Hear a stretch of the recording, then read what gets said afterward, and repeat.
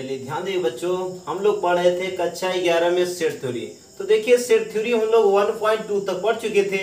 आज हम लोग पढ़ेंगे 1.3। तो देखिए 1.3 का जो पहला क्वेश्चन है, कर हमें रिक्त स्थानों में, यहाँ पर ध्यान दीजिए, कर रिक्त स्थानों में प्रतीक विलांग है या विलांग नहीं है, चिन्ह को क्या करिए भरिए। तो ध्यान दीजिएगा पहला ऑप्शन क्या कर रहा है, कह रहा देखिए 2, 3, 4 अवयव इसका है। तो देखिए यहाँ 2, 3, 4 है, और जब 2, 3 इसमें 4 है तो हम लोग प्रतीक कौन सा भरेंगे, अवयव है, यानी ये वाला अवयव का हम लोग चिन्ह क्या करेंगे, भरेंगे। तो ये हमारा हो गया पहला। दूसरा ध्यान दीजिएगा, कह रहा ABC, इसमें क्या है। तो यहाँ पे ध्यान दीजिएगा, ये देखिए नहीं है इसमें। जब ये नहीं है तो हम लोग क्या करेंगे, अवयव नहीं है का चिन्ह भरेंगे। चलिए अगला ध्यान दीजिएगा, कह रहा यक्ष सच दैट यक्ष, यक्ष सच दैट यक्ष आपके विद्यालय की कक्षा 11 का एक विद्यार्थी है। तो यहाँ पे ध्यान दीजिएगा, कक्षा 11 का एक विद्यार्थी जो होगा, यक्ष सच दैट यक्ष आपके विद्यालय का एक विद्यार्थी भी क्या होगा। ध्यान दीजिएगा, जो कक्षा 11 के जो विद्यार्थी होंगे वो विद्यालय के क्या होंगे, विद्यार्थी होंगे। इसलिए यहाँ पे कौन सा चिन्ह होगा, अवयव का चिन्ह होगा, यानी अवयव है। चलिए अगला ध्यान दीजिएगा, चलिए अगला कह रहा है यक्ष सच दैट यक्ष किसी समतल में स्थित एक वृत्त, किसी समतल में स्थित एक वृत्त। फिर अगला क्या कर रहा है, यक्ष सच दैट यक्ष एक समतल, एक समान समतल में एक वृत्त है जिसकी त्रिज्या 1 इकाई। अब यहाँ पर ध्यान दीजिएगा, त्रिज्या यहाँ पे निश्चित कर दिया है, तब ये समतल में स्थित नहीं होगा। ध्यान दीजिएगा, तब ये अवयव क्या होगा, नहीं होगा। चलिए अगला ध्यान दीजिएगा, इसका जो पांचवा पार्ट क्या कह रहा है, यक्ष सच दैट यक्ष किसी समतल में स्थित एक त्रिभुज, किसी समतल में एक त्रिभुज। फिर क्या रहा है, यक्ष सच दैट यक्ष किसी समतल में स्थित एक आयत। देखिए जो त्रिभुज होगा वो आयत नहीं होगा, इसलिए क्या होगा, ये अवयव नहीं है, अवयव नहीं है।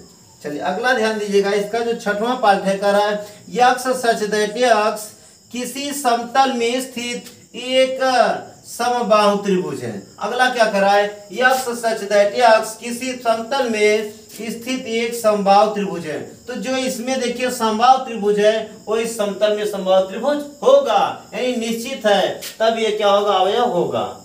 अवयव का चिन्ह यहाँ पे भरा जाएगा। चलिए अगला ध्यान दीजिएगा, कह रहा है यक्ष सच दैट यक्ष एक सम प्राकृतिक संख्या है। देखिए जब ये सम प्राकृतिक संख्या है तो यक्ष सच दैट यक्ष एक पूर्णांक संख्या, जो प्राकृतिक संख्या होती है पूर्णांक संख्या होती हैं, तो ये भी क्या होगा, अवयव है। चलिए ध्यान दीजिएगा, क्वेश्चन नंबर 2 क्या कह रहा है, कह रहा है जांच कीजिए कि निम्नलिखित कथन सत्य अथवा असत्य। तो ध्यान दीजिएगा पहला ऑप्शन क्या कर रहा है, ध्यान दीजिएगा, जब हमारा पहला कहेगा हाँ, दूसरा भी कहेगा हाँ तो सत्य होगा, ये कहेगा हाँ, ये कहेगा नहीं तो क्या होगा, असत्य होगा। तो ध्यान दीजिएगा, ये कह रहा ए कामा बी इसका अवयव है। तो देखिए ए और बी अवयव है, लेकिन यहाँ चिन्ह काहे का लगा है, असत्य, यानी अवयव नहीं है, इसलिए क्या होगा, असत्य है। इसलिए यह कथन क्या है, असत्य है। यह कथन क्या हो जाएगा, असत्य, क्योंकि ये कह रहा है हाँ लेकिन ये चिन्ह कह रहा है नहीं, तो नहीं ही होगा, असत्य होगा।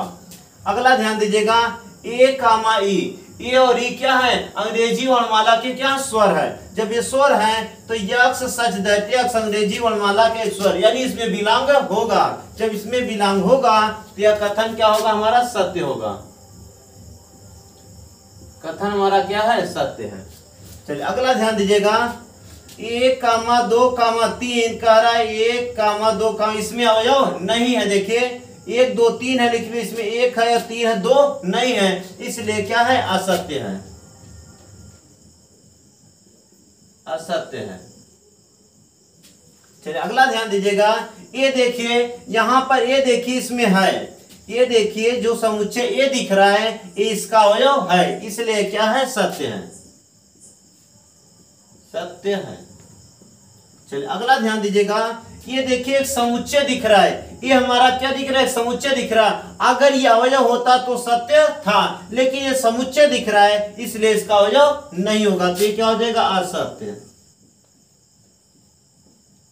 अगर ये वाला कथन हमारा इस प्रकार दिया तो A belong to A B C, अगर इस प्रकार दिया होता तो ये सत्य था, लेकिन अगर इस प्रकार कोष्टक में दे दिया तो ये अवयव, ये समुच्चय हो गया जो इसमें नहीं होगा। अगला ध्यान दीजिएगा, करा यक्स सच दैट यक्स संख्या 6 से कम एक सम संख्या प्राकृतिक संख्या है, प्राकृतिक संख्या है। उसके बाद करा यक्स सच दैट यक्स एक प्राकृतिक संख्या है जो 6 से, जो संख्या 36 को क्या करती है, विभाजित करती है। तो ध्यान दीजिएगा, देखिए 6 से कम में आएगा 2 और कितना आएगा 4, देखिए 4 से भी कटेगा 4 9 36 और 2 से भी कटेगा 18 दूना 36, इसलिए कथन क्या है, सत्य है, सत्य है। चलिए ध्यान दीजिएगा, क्वेश्चन नंबर 3 क्या कर रहा है, कह रहा है निम्नलिखित में कौन सा कथन सत्य नहीं है और क्यों। मान लीजिए यदि ये बराबर ये दिया है तो हमें कौन सा कथन सत्य नहीं है, कौन सा सत्य, ये हमें क्या करना है, बताना है।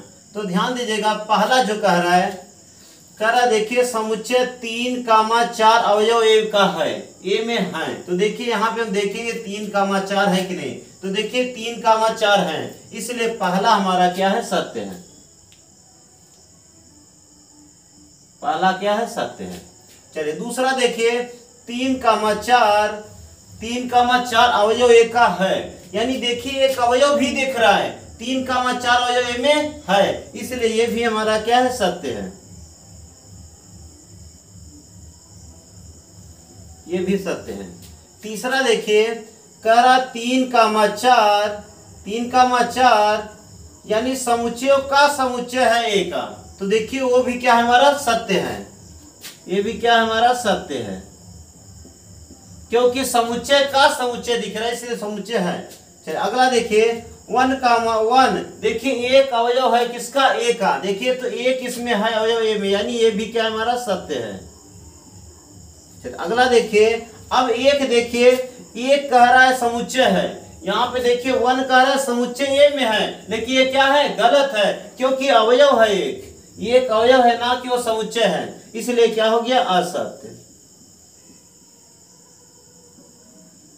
अगला ध्यान दीजिएगा 1,2,5 देखिए कह रहा समुच्चय ए है, समुच्चय ए का है, तो 1,2,5 समुच्चय ए में है, इसलिए भी क्या है, सत्य है।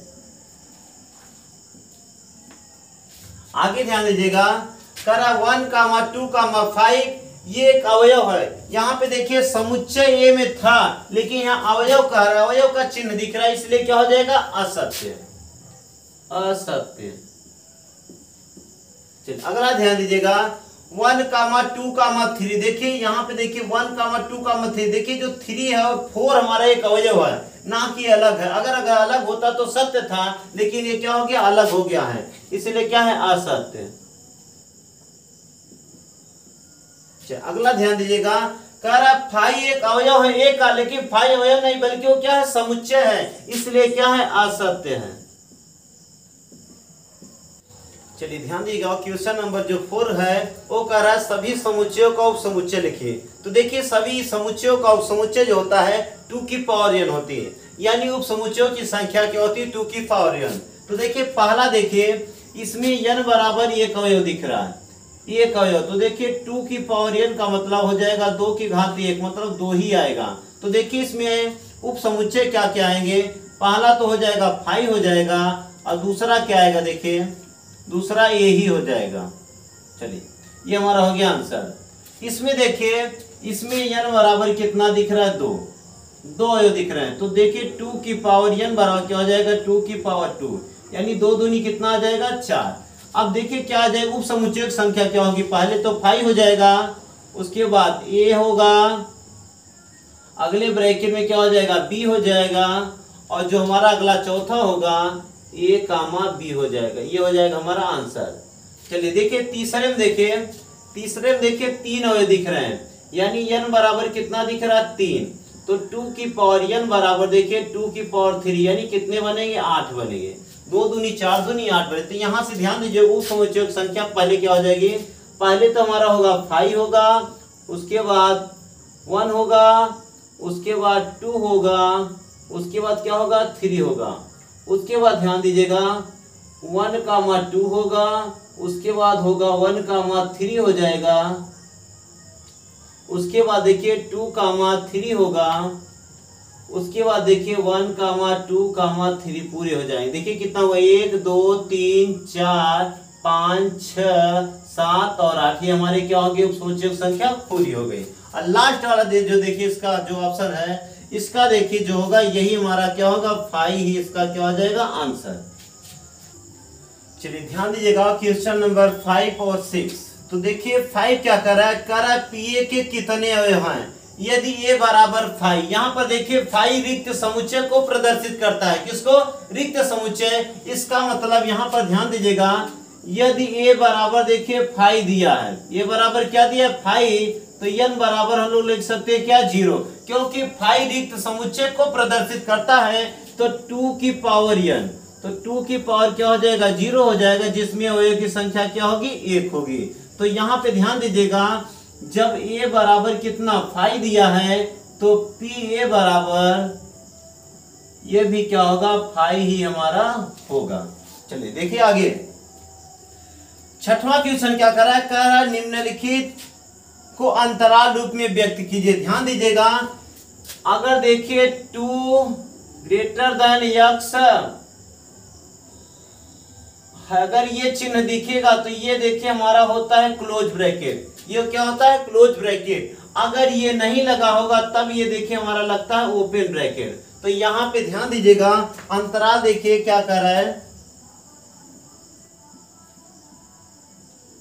इसका अंतराल देखिए यहाँ पे देखिए ओपन ब्रैकेट लगा है तो ये क्या हो जाएगा अंतराल -4 से देखिए हो जाएगा कितना 6 तक। लेकिन इधर देखिए 6 क्या है यहाँ पे देखिए इक्वल का चिन्ह लगा तब ये क्या होगा क्लोज ब्रैकेट होगा। ध्यान दीजिएगा अब यहाँ पर ध्यान दीजिएगा अंतराल क्या हो जाएगा, यहाँ पे अंतराल देखिए यहाँ भी देखिए क्या दिख रहा है, यहाँ पर देखिए क्लोज ब्रैकेट दिख रहा है, इस तरफ देखिए ओपन ब्रैकेट, तो यानी ये क्या हो जाएगा हमारा क्लोज ब्रैकेट में 0 ओपन ब्रैकेट में क्या होगा 7 होगा।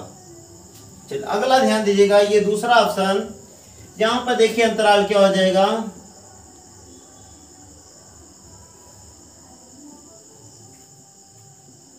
अब यहाँ पर देखिए दोनों तरफ ओपन ब्रैकेट लगेगा, क्या हो जाएगा -12 से -10 तक क्या होगा ओपन ब्रैकेट, ये ओपन ब्रैकेट होगा। अब यहाँ पर देखिए अंतराल क्या मिलेगा हमें, अंतराल यहाँ पे अंतराल देखिए यहाँ पर देखिए क्लोज ब्रैकेट लगेगा और यहाँ पर भी क्या लगेगा क्लोज ब्रैकेट लगेगा, क्योंकि इक्वल का चिन्ह दिख रहा है। तो यहाँ पर देखिए क्लोज ब्रैकेट क्या होगा ये तो 3 होगा और क्या होगा हमारा 4 होगा, दोनों तरफ क्या होगा क्लोज ब्रैकेट होगा। ध्यान दीजिएगा अगर ये वाला चिन्ह दिखेगा तो ये क्या होता है ओपन ब्रैकेट होता है और ये दिखेगा क्या होगा क्लोज ब्रैकेट। ओपन ब्रैकेट कहाँ पे लगाया जाता है, जहां पर नीचे इक्वल का चिन्ह नहीं दिखेगा।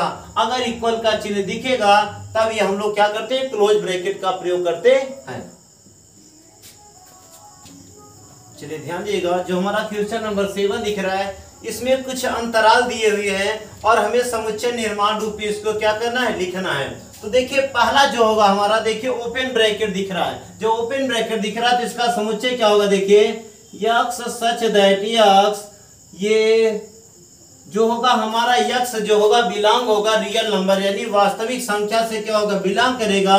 और यहाँ पर ध्यान दीजिएगा जो हमारा -3 होगा, ये जो -3 होगा x से क्या होगा छोटा होगा और ये कहां तक होगा ये 0 तक होगा। चलिए दूसरा ध्यान दीजिएगा, दूसरा जो अंतराल है इसका समुच्चय क्या बनेगा, ये देखिए हमारा यहाँ पर क्लोज ब्रैकेट है तो x सच दैट x, उसके बाद ये बिलोंग टू किसमें रियल नंबर, उसके बाद ध्यान दीजिएगा यहाँ पर 6 greater than equal x greater than equal ये क्या होगा 12 होगा, क्योंकि यहाँ पर ध्यान दीजिएगा क्योंकि यहाँ पर क्लोज ब्रैकेट दिख रहा है तो ये वाला साइन लगेगा। अगला ध्यान दीजिएगा, अंतराल दिया है तो इसका समुच्चय क्या बनेगा, x such that x belong to real number. उसके बाद देखिए 6 ग्रेटर देन यक्स, उसके बाद ग्रेटर देन इक्वल 12, क्योंकि यहाँ पर ध्यान दीजिएगा ओपन ब्रैकेट, यहाँ पर देखिए ओपन ब्रैकेट है, यहाँ पर क्या है क्लोज ब्रैकेट। तो जब ओपन ब्रैकेट था तो केवल हम क्या किए, ये यक्स को दिखा दिए कि यक्स क्या 6 क्या है बड़ा है, और ये 12 के पास देखिए क्लोज ब्रैकेट था तो 12 से क्या है ये छोटा और इक्वल भी है। चलिए अगला देखिए, दोनों तरफ देखिए क्लोज ब्रैकेट दिख रहा है, तो यहाँ पर देखिए x such that x x belong to real number. उसके बाद देखिए -23 greater than equal x less than equal 5, ये हमारा हो जाएगा क्या आंसर। चलिए ध्यान दीजिएगा, क्वेश्चन नंबर 8 जो कह रहा है निम्नलिखित में से प्रत्येक के लिए आप कौन सा सार्वत्रिक समुच्चय प्रस्तावित करेंगे। तो ध्यान दीजिएगा, पहला क्या कर रहा है, समकोण त्रिभुजों का समुच्चय, समद्विबाहु त्रिभुज का समुच्चय। तो यहाँ पर ध्यान दीजिएगा, हम दोनों प्रकार के त्रिभुजों को हम लिख सकते हैं क्या कि यक्स सच दैट यक्स समतल में स्थित क्या है त्रिभुज, दोनों ही क्या है एक त्रिभुज हैं। तो यहाँ पर ध्यान देखिए, दोनों के लिए सार्वत्रिक समुच्चय, यहां पर देखिए क्या हो जाएगा, यक्स सच दैट यक्स समतल में स्थित त्रिभुज, एक त्रिभुज, ये हो जाएगा हमारा आंसर। चलिए ध्यान दीजिएगा, क्वेश्चन नंबर 9 हमसे क्या कर रहा है समुच्चय ए बराबर 1 2 1 3 5, बी बराबर 2 4 6 और सी बराबर दिया है 0 2 4 6 8 प्रदत्त है। करा इन तीनों समुच्चयों ए बी और सी के लिए निम्नलिखित में से कौन से सार्वत्रिक समुच्चय लिए जा सकते हैं। ध्यान दीजिएगा, सार्वत्रिक का मतलब हुआ जब कई समुच्चयों यानी तीनों समुच्चयों के एक ही समुच्चय में क्या हो सम्मिलित हो या लिखे हुए हो या समाहित हो, वही हमारा क्या होगा सार्वत्रिक समुच्चय। तो देखिए ऐसा कौन सा ऑप्शन दिख रहा है जिसमें तीनों अवयव क्या हो लिखे हुए हो। देखिए पहले में तो तीनों समुच्चय नहीं दिख रहे हैं, दूसरा भी नहीं दिख रहा है, तीसरे में देखिए तीनों समुच्चय के अवयव क्या दिख रहे हैं दिखाई दे रहे हैं। तो हम लिख सकते हैं अतः ऑप्शन 3 तीनों समुच्चयों ए बी और सी का सार्वत्रिक समुच्चय है।